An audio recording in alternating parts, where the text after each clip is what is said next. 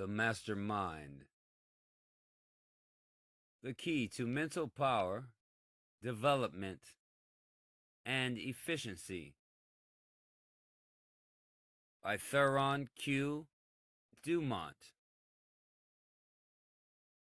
The mastermind. The key to mental power, development, and efficiency. By General Press.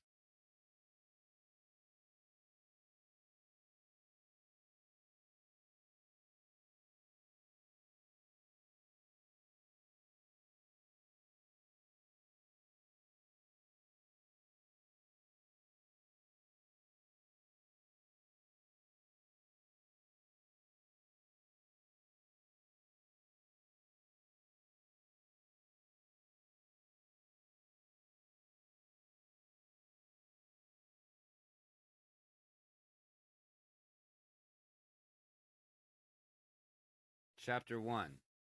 The Mastermind. In this book there will be nothing said concerning metaphysical theories or philosophical hypotheses. Instead, there will be a very strict adherence to the principles of psychology. There will be nothing said of spirit or soul, but very much said of mind. There will be no speculation concerning the question of what is the soul, or concerning what becomes of the soul after the death of the body. These subjects, while highly important and interesting, belong to a different class of investigation, and are outside of the limits of the present inquiry. We shall not even enter into a discussion of the subject of what is the mind. Instead, we shall confine our thoughts to the subject of how does the mind work. For the purposes of the present consideration of the subject before us, we shall rest content with the fundamental postulate that every man or woman has a mind, and the corollary that when an intelligent man or woman speaks of myself, he or she is conscious that this, his or her mind, has a more intimate relation to that self than has his or her body. The body is usually recognized as belonging to the self, while the mind is usually so closely identified with the self that it is difficult to distinguish them in thought or expression. Many philosophers and metaphysicians have sought to tell us just what the mind is, but they usually leave us in doubt, as much in doubt as before the so-called explanation. As the old Persian poet has said, we usually come out the door in which we went. In all such discussions, the speculations concerning the nature of the mind, or just what mind really is, we can and do know much about how the mind works, but we know little or nothing about what the mind really is. But for that matter, so far as practical purposes are concerned, it makes very little difference to us just what the mind is, providing we know just how it works and how it may be controlled and managed. What the mind is. A well-known psychologist has well said, "It used to be the fashion to begin psychologies with a discussion concerning the material or immaterial nature of the mind. It has been well said that psychology is no more bound to begin by telling what the mind is than physics is obliged to start by settling the vexed question as to what matter is. Psychology studies the phenomena of the mind, just as physics investigates those of matter. Fortunately, phenomena do not change with our varying views as to what things really are. The phenomena of electricity remain the same whether we consider it a fluid, a repulsion of molecules, or a vibration of the ether. If a man holds the strange theory that electricity was a flock of invisible molecular goats that pranced along a wire with inconceivable rapidity, he would still have to insulate the wires in the very same way, generate the current in the same way, A strong discharge would kill him as quickly as if he held a different theory. In short, his views of the ultimate substance of electricity would in no wise change its phenomena. If a materialist should hold that the mind was nothing but the brain, and that the brain was a vast aggregation of molecular sheep herding together in various ways, his hypothesis would not change the fact that sensation must precede perception, memory, and thought. Nor would the laws of association of ideas be changed, nor would the fact that interest and repetition aid memory cease to hold good. The man who thought his mind was a collection of little cells would dream, imagine, think, and will. So also would believe. He who believed his mind to be immaterial. It is very fortunate that the same mental phenomena occur, no matter what theory is adopted. Those who like to study the puzzles as to what mind and matter really are must go to metaphysics.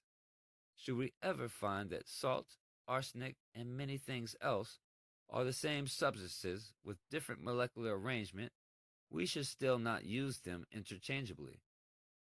Another well-known psychologist, speaking upon the same subject, calls our attention to the custom of celebrated teacher of psychology, who usually began his first lecture by bidding his pupils to think about something. Your desk, for example. He who would then add, now think of that which thinks about the desk. And then, after a few moments, concluding the remark with the statement, this thing which thinks about the desk and about which you are now thinking is the subject matter of our study of psychology. The psychologist above mentioned has said further on his subject, the mind must either be that which thinks, feels, and wills, or it must be the thoughts, feelings, and acts of will of which we are conscious. Mental facts, in one word. But what we can tell about that which thinks, feels, and wills, and what can we find out about it? Where is it? You will probably say, in the brain. But if you are speaking literally, if you say that it is in the brain, as a pencil is in the pocket, then you must mean that it takes up room, that it occupies space, and that would make it very much like a material thing. In truth, the more carefully you consider it, the more plainly you will see that thinking men have known for a long time that we do not know and cannot learn anything about the thing which thinks and feels and wills. It is beyond the range of human knowledge. The books which define psychology as the science of mind have not a word to say about that which thinks and feels and wills. They are entirely taken up with these thoughts and feelings and acts of the will, mental facts, in a word, trying to tell us what they are and to arrange them in classes and tell us the circumstances or conditions under which they exist.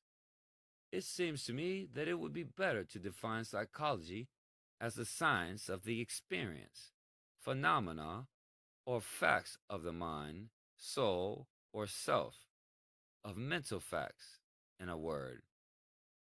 And so, in this book, we shall not invade the field of metaphysics or the region of philosophy with the endless discussions about it and about, concerning the just what is of the soul, self, or mind. Rather shall we dwell contentedly in the safer region of mental facts, and speak only of the just how to do things with the mind, based upon the discovery of just how the mind works, made by advanced psychology, This is the method of the pragmatic plan, now so favored by modern thinkers, the plan which is concerned with the how, rather than the ultimate why. As William James has said, pragmatism is the attitude of looking away from first things, principles, categories, supposed necessities, and of looking forward toward last things, fruits, consequences, facts. As another writer has said, modern psychology is essentially prismatic in its treatment of the subject of the mind, in giving to metaphysics the old argument and disputes regarding the ultimate nature of mind.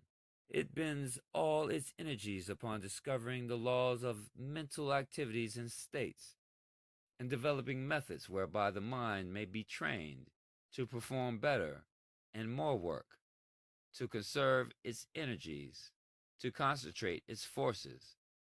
To modern psychology, the mind is something to be used, not merely something about which to postulate and theorize.